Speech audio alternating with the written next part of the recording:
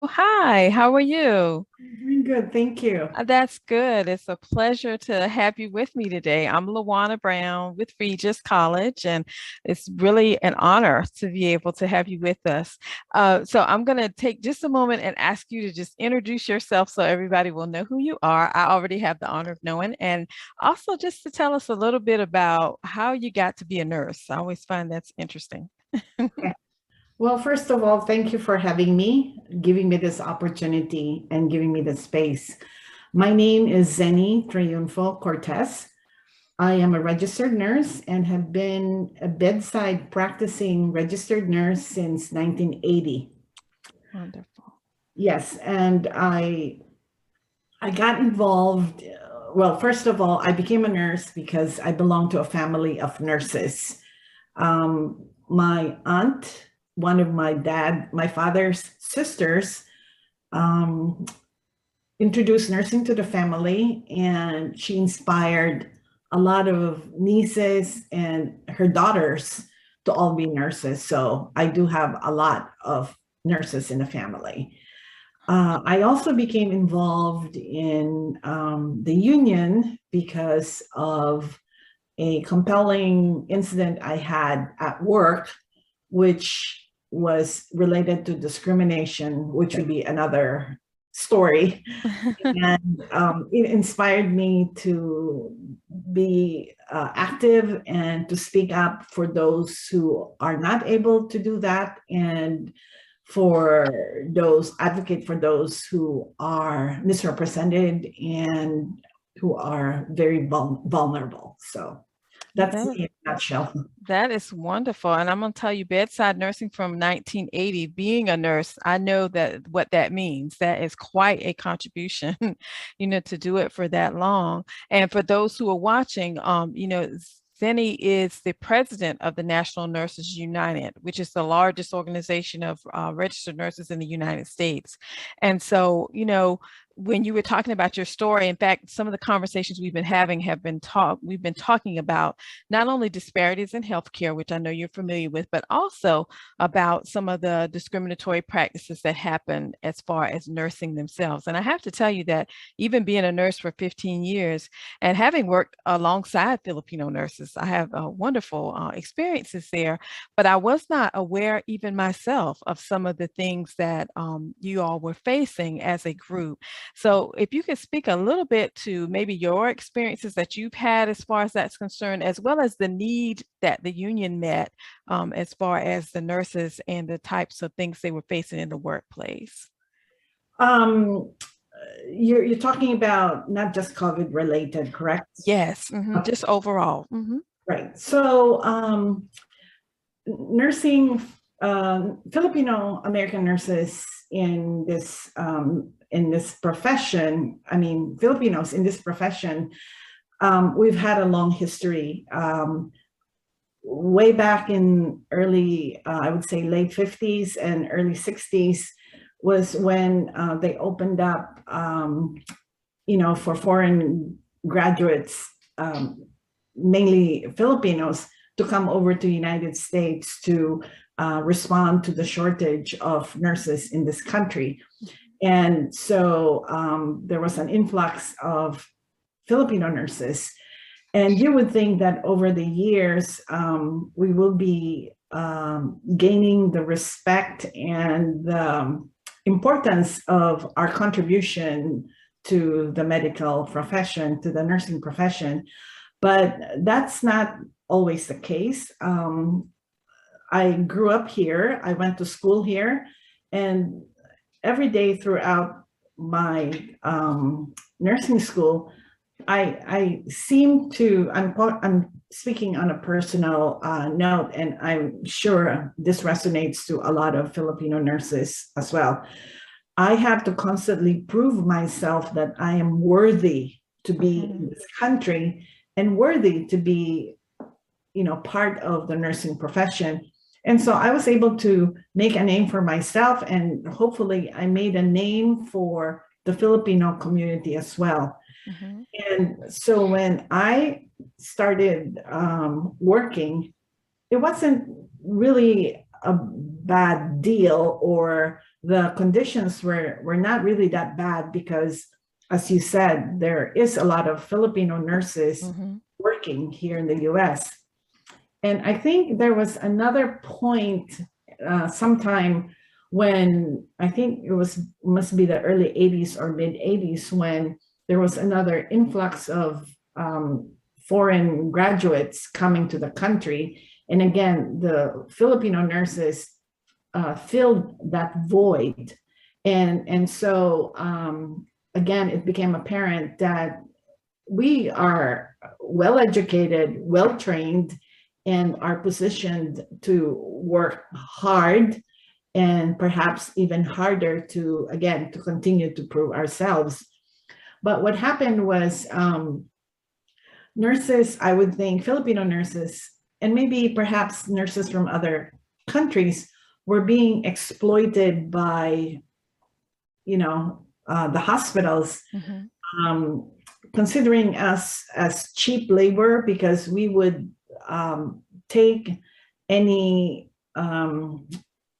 conditions and adjust to whatever working conditions there is.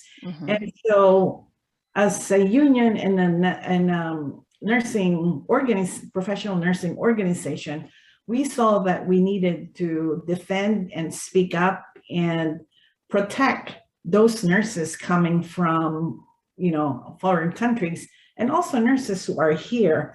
And so we did just that. Our union, our professional organization, has been the collective bargaining agent for a lot of the nurses, especially here in California, where I'm based, and throughout the country. And so over the years, we have uplifted the economic status of nurses. Working conditions have been better. And so here we are, in this climate where we could do more and we could do a lot better. And we will continue to do that for all the nurses in this country. Right. And it sounds like, with your family background and your personal background, you are the ideal person to speak to this and to really feel what these nurses feel from being in the position that you're in as well. I do want to ask also, we can't talk about nursing or healthcare at all right now without talking about COVID. And there was something interesting that I learned while, thinking about our conversation.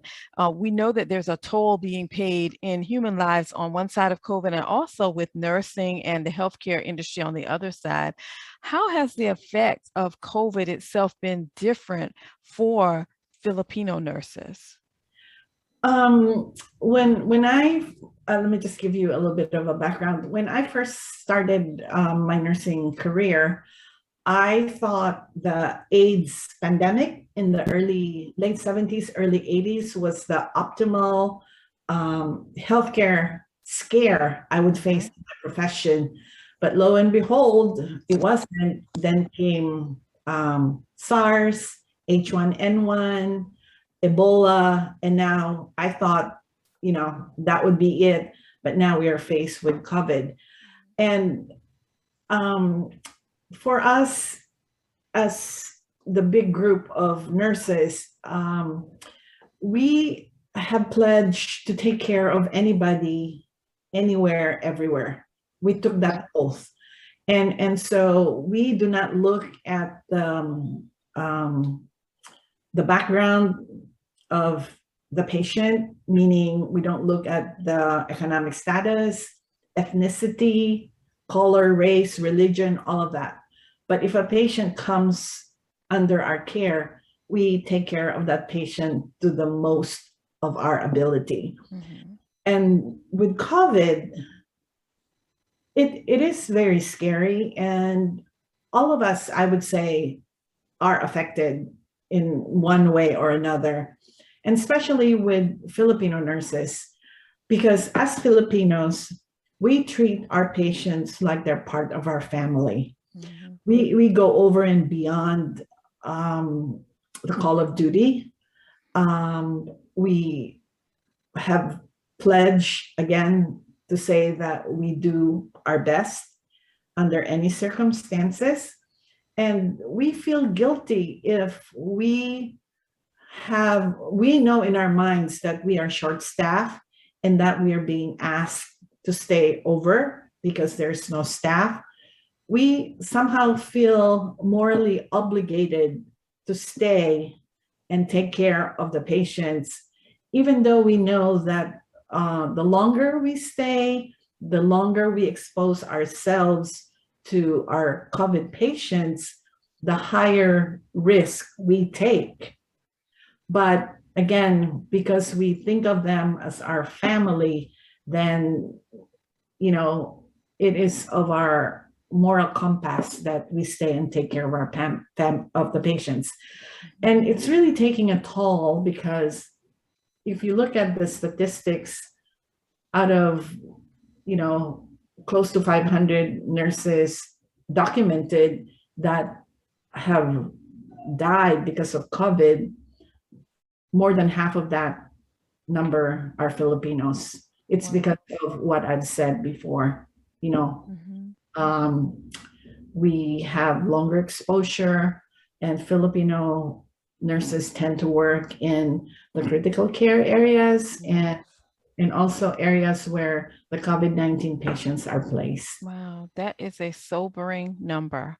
And as a nurse, to know that, you know, that's really something that resonates with me, because it's unimaginable, you know. And like you said, being that you're there in the bedside, you know, at the bedside and in the units where these critically ill patients are, that, you know, is really sobering. And then thinking also about the type of, I guess, post-traumatic stress type of things that will come out of this, you know, for the nurses that are at the bedside as well, just really makes us think twice about a lot of the politicizing that has gone on, you know, because like you mentioned, regardless of a patient's status, their economy, vaccinated, not, masked or not, when they get to the bedside, they're being taken care of. So that is really a sobering statistic. And that was something that I learned, you know, I didn't realize that it, you know, when you see the numbers, you see the healthcare workers, you also see the nurses, but you don't realize what those faces are behind the numbers, you know, and those families and everything that have taken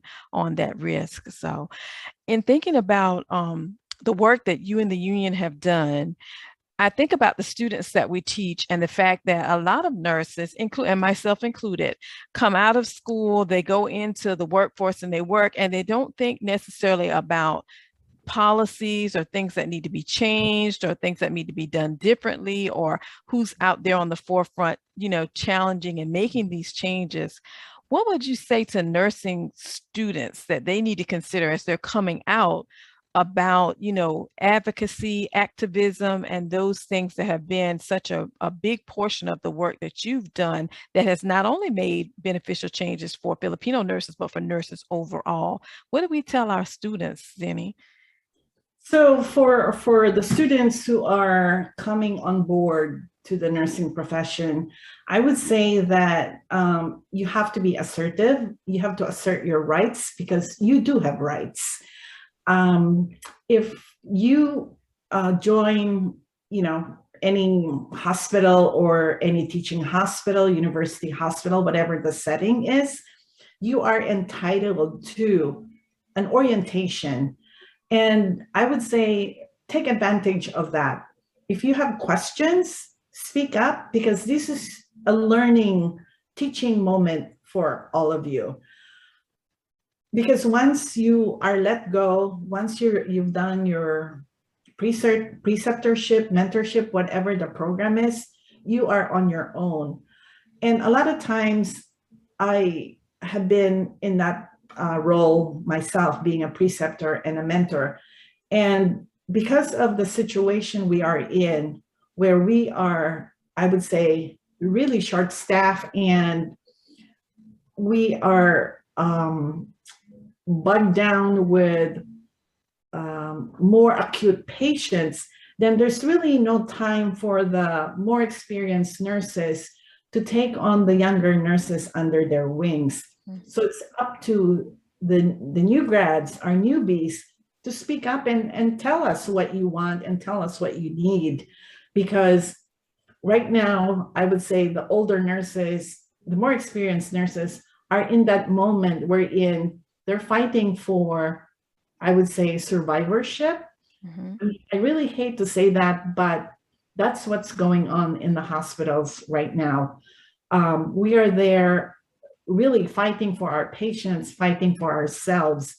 And because of the short staffing, we are not able to take care of our younger, newer, Mm-hmm. new grads.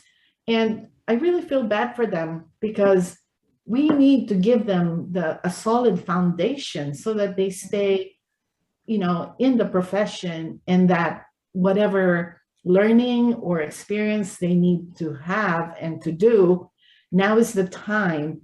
And so they just need to speak up and assert their rights. And whichever state they go to, there are nurse practice acts that they could look up, and guiding principles that they need to be aware of.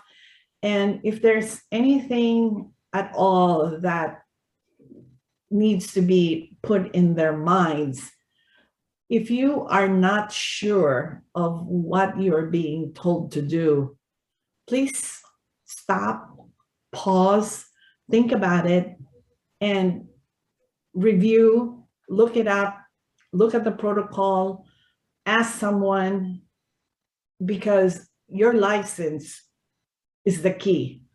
You need to protect your license, you need to protect your practice, and you need to take care of yourself as well.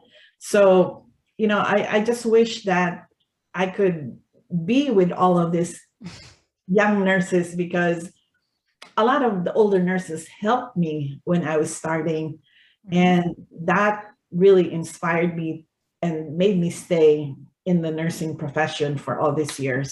Mm-hmm. So I wish, them the best of luck, but please speak up if you need clarification, you have a question, or you need help with anything. Don't just jump into what you're being told to do Mm-hmm. when you're not sure. Yeah, that's very good advice. And I'm like you. I had older nurses. I worked in labor and delivery, and they, Oh, yeah, they took me through all the different things, even from LPNs. Some of the best advice and training, and having that orientation definitely is vital. So we certainly want our nursing students to know that.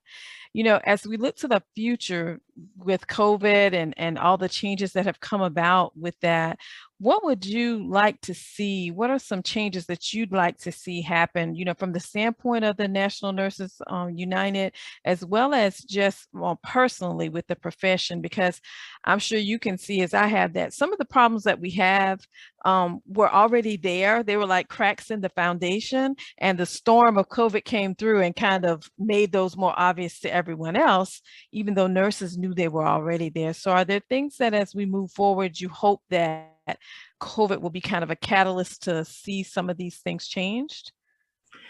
yeah. Okay. So first of all, thank you for the question. Mm-hmm. I'm waiting to speak about this. Mm-hmm. First of all, we all know that our healthcare system is broken. It's very fragmented. And COVID-19 made it very apparent that we have a bigger problem that we can see. Mm-hmm. Um, with the current system, with the broken healthcare system, we can see the disparity, in the healthcare system. The Black, the brown, the indigenous, people of color really are being shortchanged and are being cheated out of what they need to have, because we all know that healthcare is a human right. Mm-hmm. Um, Early on, we already know that these people do not have easy access to healthcare. And so they, over the years, they have developed a lot of comorbidities. They only seek help when the problem is like serious and it has been magnified, 100-fold. If they only have easy access and equal access to healthcare, then a lot of the healthcare issues that they have developed over the years of not seeking healthcare would have been prevented. Then fast forward to what we have now with COVID-19. the comorbidities and with COVID it's a disaster. Mm-hmm.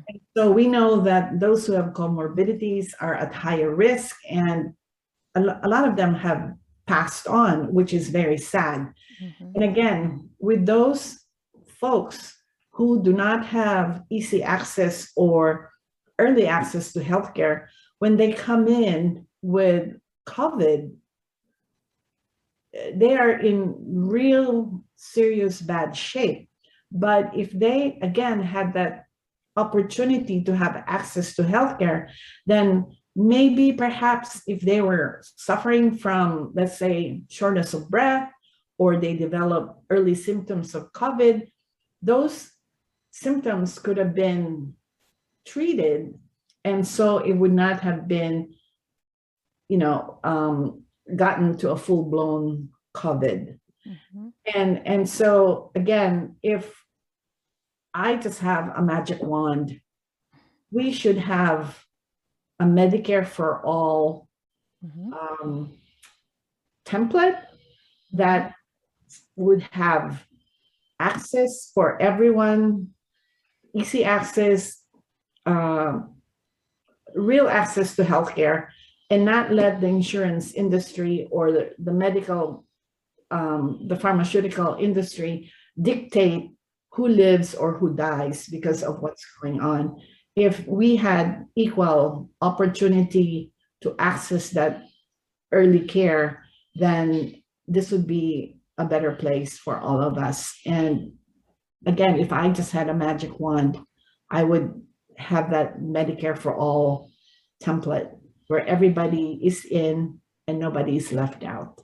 And that would definitely be ideal. I visited a COVID testing site here in the state recently, and of course it's free, everybody. So there were cars lined up, which was great. But in thinking about what you're thinking, I'm thinking to myself, what if we could do this same kind of thing with screening for diabetes and screening for a high blood pressure and other things that happen in the communities that may go undiagnosed because, like you said, people don't go to the doctor until they're in crisis because there's no access to care for them. So hopefully this will create some models that will allow us to do that.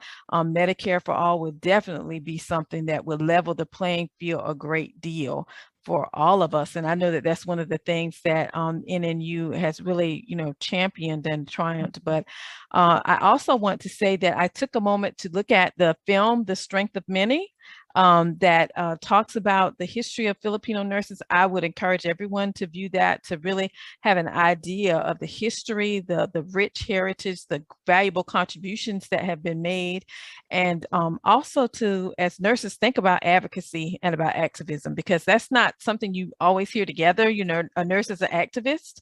So it's a new way of looking at things for me, and it makes me think about what do I need to do in my community, to have change go on, there.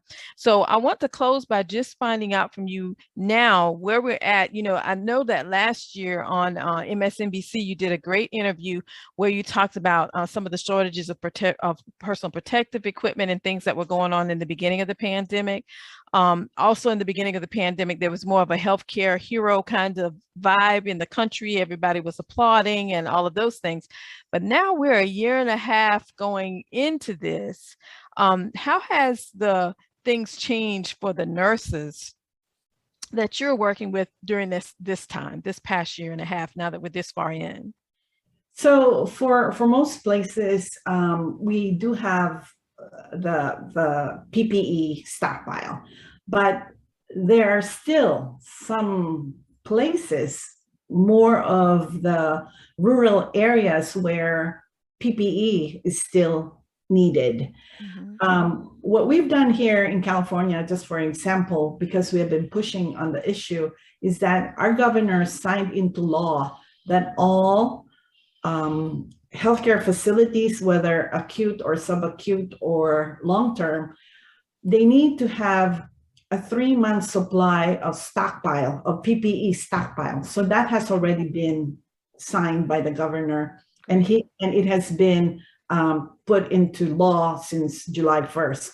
So we were pretty successful here in California. We wanted to replicate that in a whole lot of other states. But Mhm. unfortunately, things do not move as fast as it is here in California. True.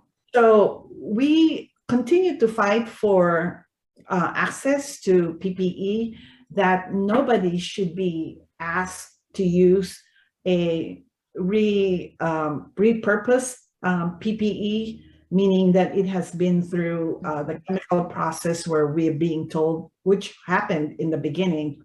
Um, and so in a lot of places, that still is a problem. And so we will continue to fight and speak up for those nurses as well. The other thing that has happened too is that because of the effects of COVID-19 on a lot of nurses have unfortunately left the profession Right. in some areas because of the toll that it has had on them, the effects. And so we continue to fight for safe and adequate staffing. And then also we continue to fight for better working conditions, meaning that all these facilities, hospitals, healthcare agencies should be protecting not just the nurses, but all healthcare workers as well. They need to provide us with, you know, adequate breaks and um, days off, and not really work us to the ground. And so we continue to fight for all of that. The one other thing that we have been asking the public to do is, if you are able to get vaccinated, please do so. But again, we need to keep in mind that vaccination is not the be all end all or the silver bullet that would stop the pandemic. It is one of the measures that we need to take in order to fight the pandemic. Because if we do not follow all the steps and all these measures, we're not going to get out of this pandemic. And they need to know that the nurses, the healthcare workers, we are getting tired, not just physically, but emotionally, mentally, and spiritually. I don't know how else to describe it, but to be able to hold the hands of our dying patients, I mean, I hate to be graphic, but people need to know that that's what we go through, and that is what we have been going through. Because in some areas where we have high COVID cases, family members are still not allowed to go in, you know, for fear of contamination or, you know, um, Yeah. whatever. And so it's really breaking our hearts to see that we have people who are anti-vaccination. But again, please, if you are able to be vaccinated, please do so, because it's an integral part of our safety protocol and measures that we need to take in order to mitigate the spread of the virus. And it's not going to get better, it might get worse. And that's what we are fearful. Yeah, we definitely share that same sentiment. I'm all the way across the country in South Carolina, but we all feel the same, as a nursing family, that, we can feel the exhaustion and the weight of what's happening when with those that we talk to that are working at bedside. And it's just, we're not an elastic resource, at some point things will give, and it definitely, we want to do everything we can to make sure that does not happen. We appreciate so much the work that you all are doing. California, of course, has always been kind of the pace setter when it comes to new regulations, to nurse patient ratios, things like that, as far as things being better, and then kind of trickling down to the other states. Fortunately, I'm in South Carolina, so we're kind of on the lower end of that. We usually do everything last, and California and New York seem to be more pace setters, but we appreciate the work that you all are doing there. And I want to personally thank you so much, Zenei, for teaching me some things today, and giving me a new respect for my colleagues that I've worked with over the years that were Filipino and that were excellent nurses, but now to know the heritage that they've had, and also the hardship that they've had as well. Because lots of times as African Americans, sometimes we think, oh, that it's just you. You know, when you're in a minority group, you may think it's just you, and you don't realize there are other groups that are having similar struggles. And so we want to make sure that we are there as a support for each other as well. So thank you so much for taking time to spend with us. And I hope that the next time we get to talk, COVID will be not such a prominent part of our conversation, because we will have moved on and been able to get back to fixing the healthcare structure, which really we want to focus on. Well, thank you again for having me here and giving me the space. And, we can do this together. Yes. Let's do it together. That's what we have to do. Thank you so much. Take care. And please let the nurses that you speak with know that the nurses here on the East Coast, we definitely support you all in all that you're doing. Thank you. Take care. Bye-bye. Bye-bye.